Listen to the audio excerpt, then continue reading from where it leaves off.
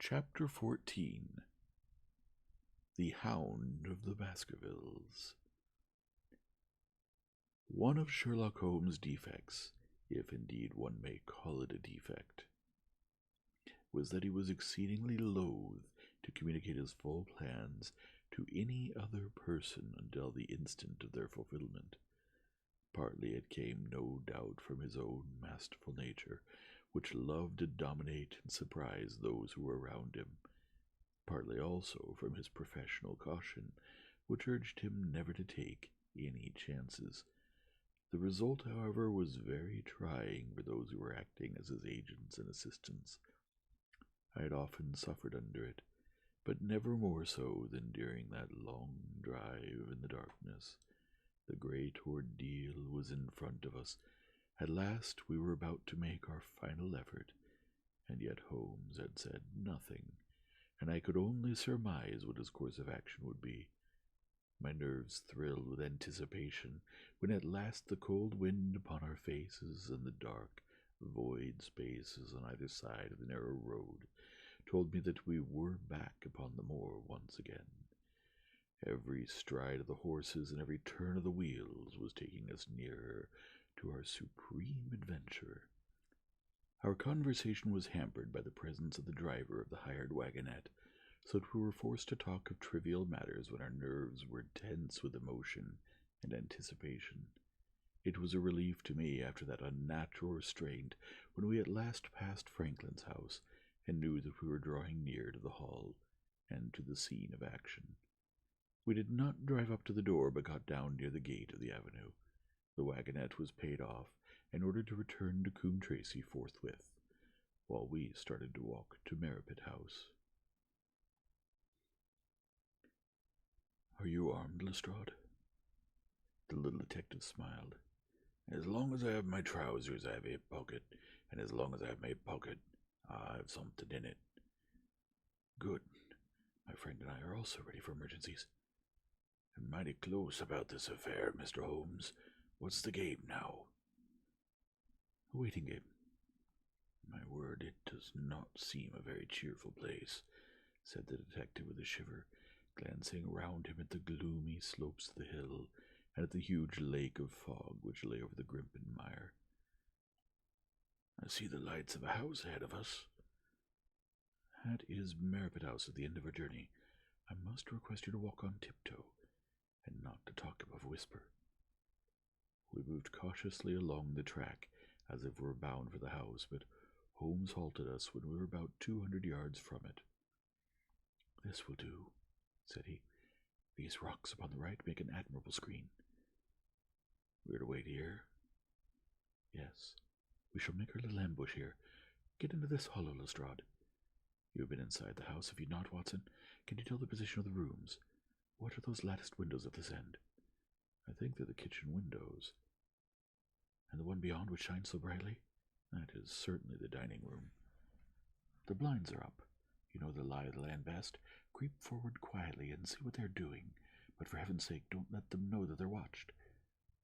I tiptoed down the path and stooped behind the low wall which surrounded the stunted orchard.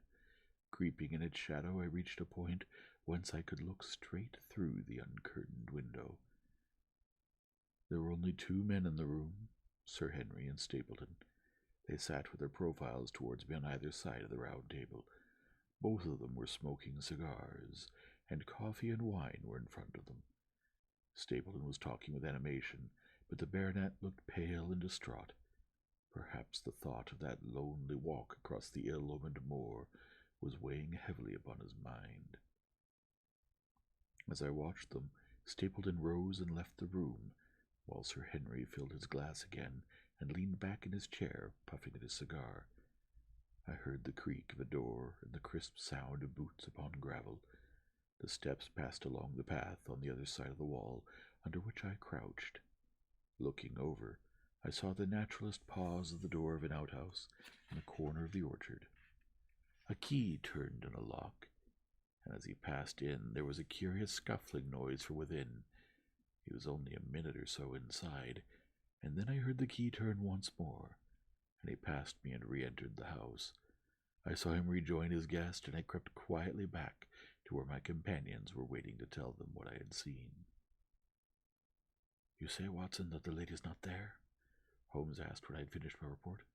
"No. Where could she be, then, since there is no light in the other room except the kitchen? I cannot think where she is. I have said that over the great Grimpen Mire there hung a dense white fog. It was drifting slowly in our direction, and banked itself up like a wall on that side of us, low but thick and well-defined. The moon shone on it, and it looked like a great shimmering ice field, with the heads of the distant tors as rocks borne upon its surface. Holmes' face was turned towards it, and he muttered impatiently as he watched its sluggish drift. "It's moving toward us, Watson." "Is that serious?" "Very serious indeed. The one thing upon earth which could have disarranged my plans. He can't be very long now. It's already 10 o'clock. Our success and even his life may depend upon his coming out before the fog is over the path." The night was clear and fine above us. The stars shone cold and bright, while a half-moon bathed the whole scene in a soft, uncertain light. Before us lay the dark bulk of the house, its serrated roof and bristling chimneys hard outlined against the silver-spangled sky. Broad bars of golden light from the lower windows stretched across the orchard and the moor. One of them was suddenly shut off. The servants had left the kitchen. There only remained the lamp in the dining room, where the two men, the murderous host and the unconscious guest, still chatted over their cigars. Every minute that white woolly plain, which covered one half of the moor, was drifting closer and closer to the house. Already the first thin wisps of it were curling across the golden squared lighted window. The farther wall of the orchard was already invisible, and the trees were standing out of a swirl of white vapor. As we watched it, the fog wreaths came crawling round both corners of the house, and rolled slowly into one dense bank, on which the upper floor and the roof floated like a strange ship upon a shadowy sea. Holmes struck his hand passionately upon the rock in front of us, and stamped his feet in his impatience. "If he isn't out in a quarter of an hour, the path will be covered. In half an hour we won't be able to see our hands in front of us. Shall we move farther back, upon higher ground?" "Yes, I think it would be as well." So, as the fog bank flowed onward, we fell back before it, until we were half a mile from the house. And still that dense white sea, with the moon silvering its upper edge, swept slowly and inexorably on. "We're going too far," said Holmes. "We dare not take the chance of his being overtaken before he can reach us. At all costs we must hold our ground where we are." He dropped on his knees and clapped his ear to the ground. "Thank God. I think that I hear him coming." A sound of quick steps broke the silence of the moor. Crouching among the stones, we stared intently at the silver-tipped bank in front of us. The steps grew louder, and through the fog, as through a curtain, there stepped the man whom we were awaiting. He looked round him in surprise as he emerged into the clear, starlit night. Then he came swiftly along the path, passed close by to where we lay, and went on up the long slope behind us. As he walked, he glanced continually over either shoulder, like a man who was ill at ease. "Hist!" cried Holmes, and I heard the sharp click of a cocking pistol. "Look out! It's coming!" There was a thin, crisp, continuous patter from somewhere in the heart of that crawling bank. The cloud was within 50 yards of where we lay, and we glared at it, all three, uncertain what horror was about to break from the heart of it. I was at Holmes' elbow, and I glanced for an instant at his face. It was pale and exultant, his eyes shining brightly in the moonlight. But suddenly they started forward in a rigid, fixed stare, and his lips parted in amazement. At the same instant Lestrade gave a yell of terror and threw himself face downward upon the ground. I sprang to my feet, my inert hand grasping my pistol, my mind paralyzed by the dreadful shape which had sprung out upon us from the shadows of the fog. A hound it was, an enormous, coal-black hound, but not such a hound as mortal eyes have ever seen. Fire burst from its open mouth, its eyes glowed with a smoldering glare, its muzzles and hackles and dewlap were outlined in flickering flame.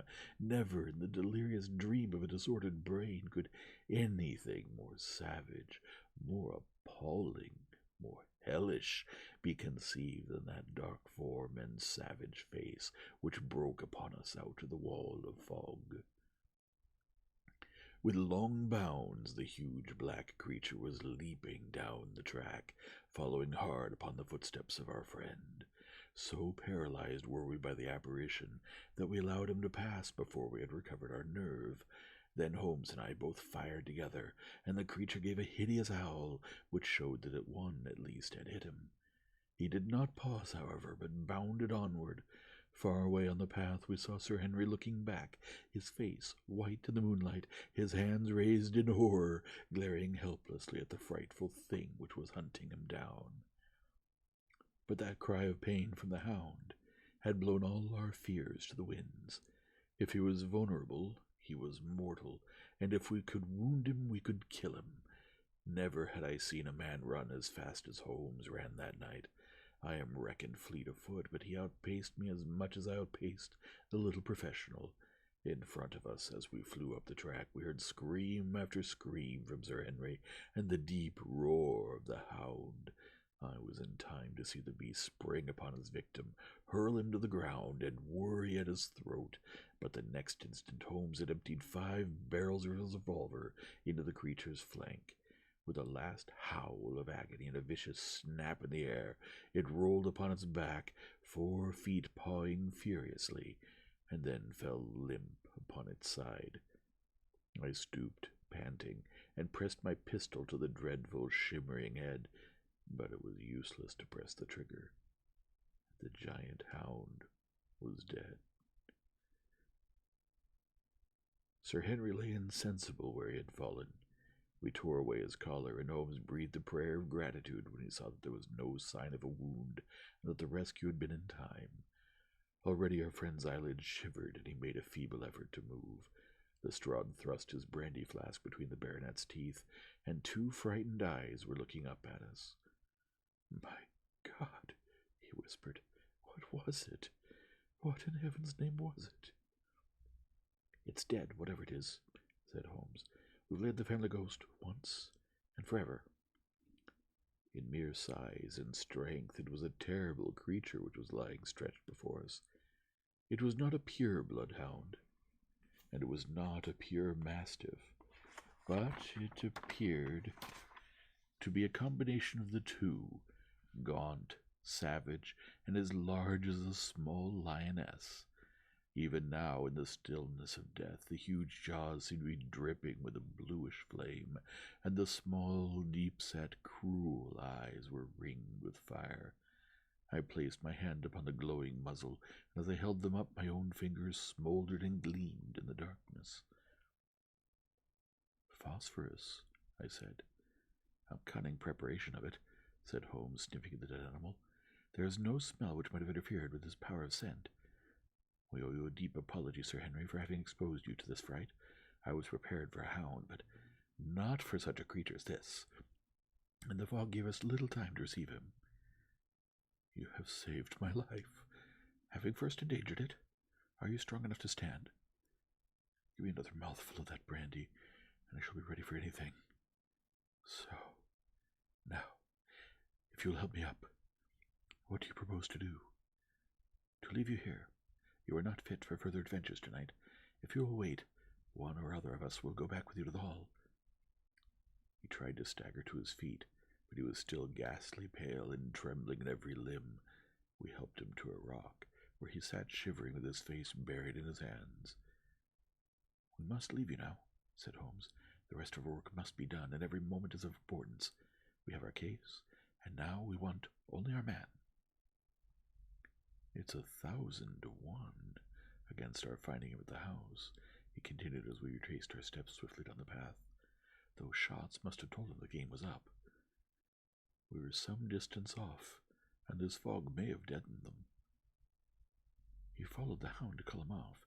Of that you may be certain. No, he's gone by this time, but we'll search the house and make sure. The front door was open, so we rushed in and hurried from room to room, to the amazement of a doddering old manservant who met us in the passage. There was no light save in the dining room, but Holmes caught up the lamp and left no corner of the house unexplored. No sign could we see of the man whom we were chasing. On the upper floor, however, one of the bedroom doors was locked. "There's someone in here," cried Lestrade. "I can hear a movement. Open this door." A faint moaning and rustling came from within.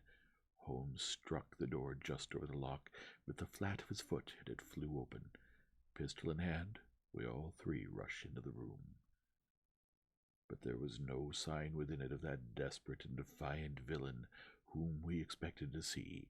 Instead, we were faced by an object so strange and so unexpected that we stood for a moment staring at it in amazement. The room had been fashioned into a small museum, and the walls were lined by a number of glass-topped cases full of that collection of butterflies and moths, the formation of which had been the relaxation of this complex and dangerous man. In the center of this room there was an upright beam which had been placed at some period as a support for the old worm-eaten balk of timber which spanned the roof. To this post a figure was tied, so swathed and muffled in the sheets which had been used to secure it that one could not for the moment tell whether it was that of a man or a woman. One towel passed round the throat and was secured at the back of the pillar, another covered the lower part of the face, and over it 2 dark eyes full of grief and shame and a dreadful questioning, stared back at us. In a minute we had torn off the gag, unswathed the bonds, and Mrs. Stapleton sank upon the floor in front of us. As her beautiful head fell upon her chest, I saw the clear red wheal of a whiplash across her neck. "The brute!" cried Holmes. "Here, Lestrade, your brandy bottle. Put her in the chair. She has fainted from the usage and exhaustion." She opened her eyes again. "Is he safe?" she asked. "Has he escaped?" "He cannot escape us, madam." No, I did not mean my husband. Sir Henry, is he safe?" "Yes." "And the hound?" "It is dead." She gave a long sigh of satisfaction. Thank God. Thank God. Oh, this villain. See how he's treated me." She shot her arms out from her sleeves, and we saw with horror that they were all mottled with bruises. "But this is nothing. Nothing. It is my mind and soul that he has tortured and defiled. I can endure it all. Ill usage, solitude, a life of deception, everything, as long as I could still cling to the hope that I had his love. But now I know that in this also I have been his dupe and his tool." She broke into passionate sobbing as she spoke. "We bear him no goodwill, madam," said Holmes. "Tell us then where we shall find him. If you have ever aided him in evil, help us now, and so atone." "There is but one place where he could have fled," she answered. "There is an old tin mine on an island, in the heart of the mire. It was there that he kept his hound, and there also he had made preparations so that he might have a refuge. That is where he would fly." The fog bank lay like white wool against the window. Holmes held the lamp towards it. "See," said he, "no one could find his way to the Grimpen Mire tonight." She laughed and clapped her hands. Her eyes and teeth gleamed with fierce merriment. "He may find his way in, but never out," she cried. "How could he see the guiding wands tonight? We planted them together, he and I, to mark the pathway through the mire. Oh, if I could have only plucked them out today, then indeed you would have him at your mercy." It was evident to us that all pursuit was in vain until the fog had lifted. Meanwhile we left Lestrade in possession of the house, while Holmes and I went back with the baronet to Baskerville Hall. The story of the Stapletons could no longer be withheld from him, but he took the blow bravely when he learned the truth about the woman whom he had loved. But the shock of the night's adventures had shattered his nerves, and before the morning he lay delirious in a high fever under the care of Dr. Mortimer. The two of them were destined to travel together round the world before Sir Henry had become once more the hale, hearty man that he had been before he became master of that ill-omened estate. And now I come rapid to the conclusion of this singular narrative, in which I have tried to make the reader share those dark fears and vague surmises which clouded our lives so long and ended in so tragic a manner.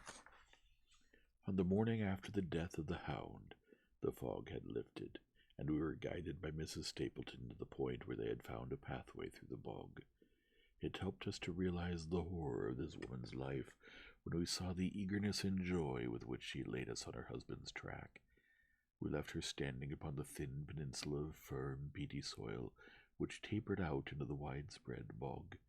From the end of it, a small wand planted here and there showed where the path zigzagged from tuft to tuft of rushes among those green-scummed pits and foul quagmires which barred the way to the stranger. Rank weeds and lush, slimy water plants sent an odor of decay and a heavy miasmatic vapor into our faces, while a false step plunged us more than once thigh-deep into the dark, quivering mire, which shook for yards in soft undulations around our feet. Its tenacious grip plucked at our heels as we walked, and when we sank into it, it was as if some malignant hand was tugging us down to those obscene depths. So grim and purposeful was the clutch in which it held us. Once only we saw a trace that someone had passed that perilous way before us. From amid a tuft of cotton grass which bored up out of the slime, some dark thing was projecting. Holmes sank to his waist as he stepped from the path to seize it, and had we not been there to drag him out, he could never have set his foot upon firm land again. He held an old black boot in the air. Myers, Toronto, was printed on the leather inside. "It is worth a mud bath," said he.